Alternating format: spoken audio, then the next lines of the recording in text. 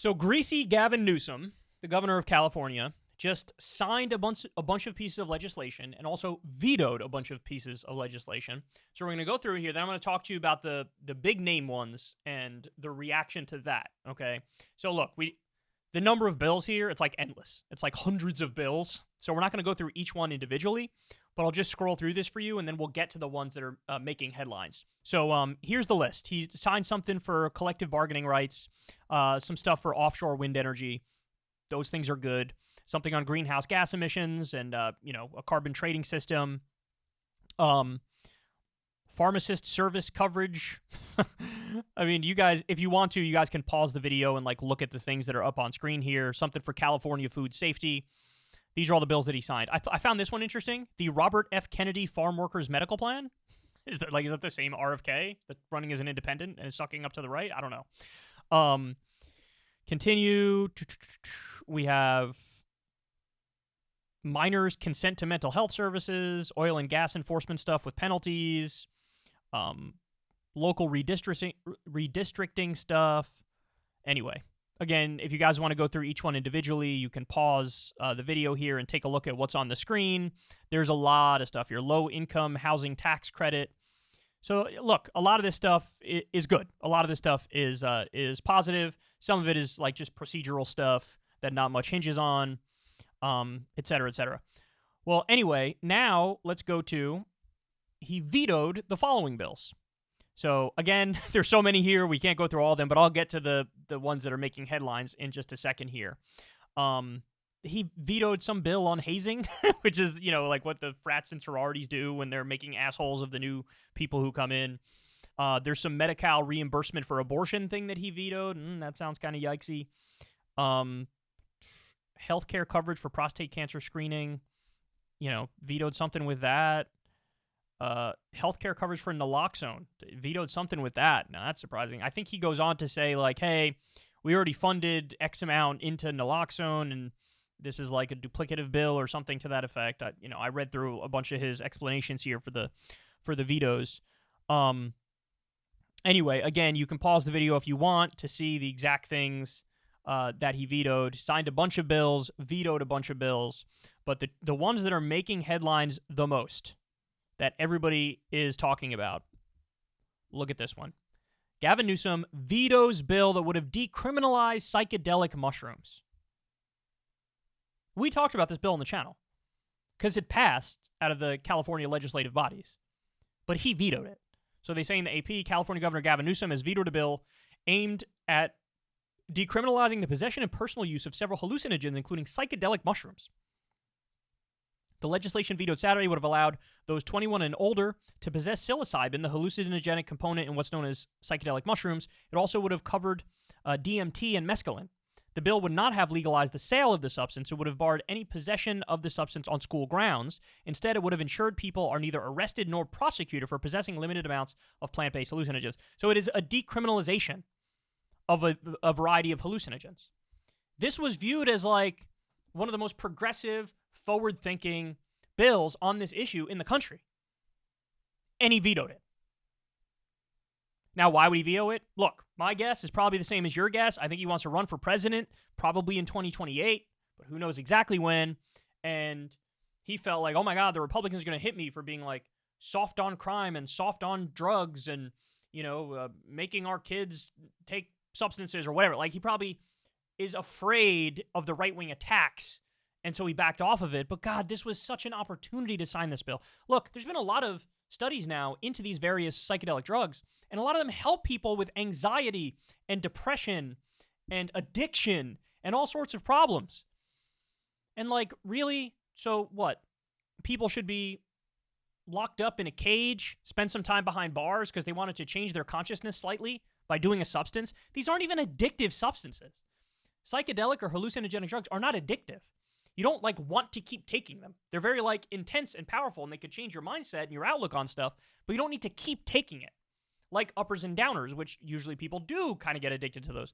So why would he do this? Why would he do this? He's so scared of the right, and he's so scared of making a misstep moving into 2028. But look, the fact of the matter is, this will hurt you more, because now the left looks at you like, you asshole, you had an opportunity here, and you went conservative. All right, I got another one for you here. California Governor Gavin Newsom vetoes bill aimed at limiting the price of insulin. So this bill would veto the price of insulin, or not, excuse me, it would reduce the price of insulin to $35. It would make it so that all the pharmaceutical companies would have to charge $35. They can't charge more than that. And he vetoed it. Now, to be fair, they are doing what's basically like a public option for insulin in California. So they're having like the state of California make their own insulin, and they're going to sell it for $30, which is way lower than all the pharmaceutical companies. So they basically have a public option, and I'm sure that they're going to try to make everybody go in that direction as opposed to getting it from the pharmaceutical companies. But here you had an opportunity, you had an option to also mandate that they have to lower their prices for insulin there, and he didn't do it. Which is like, why on earth would he do that? Now, he says, oh, it's because, the premiums are going to get higher, and I don't want to raise people's premiums by doing this when they can get the public insulin anyway. But look, that's just a terrible excuse.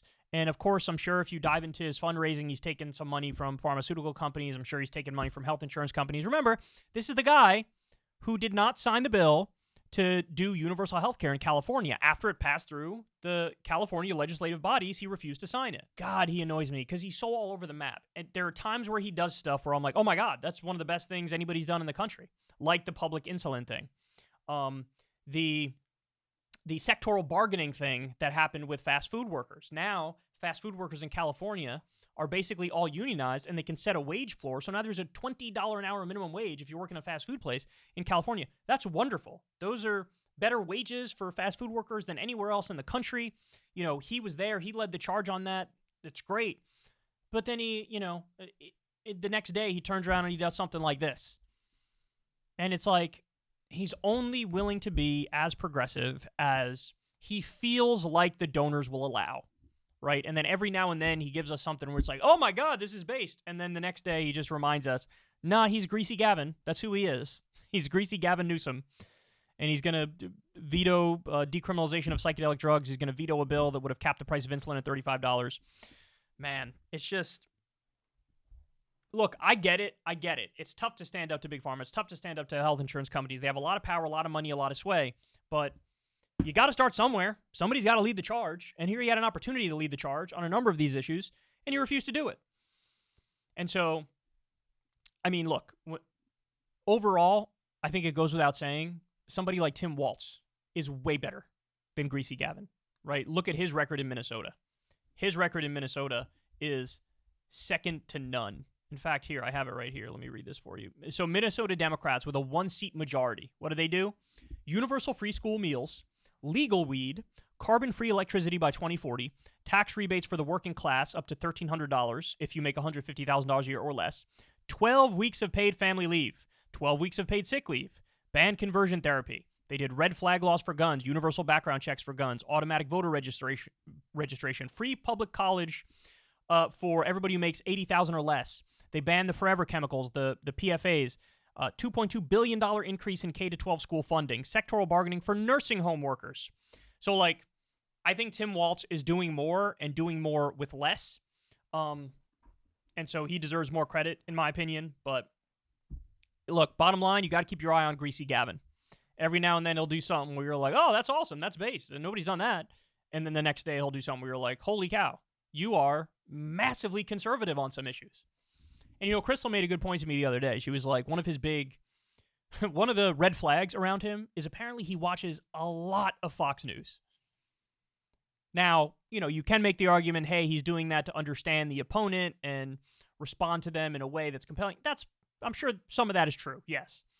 But also, what little bits and pieces from the Fox News propaganda maybe actually sunk into his mind, where now he's legislating and governing with that being a consideration. Probably some of it, right?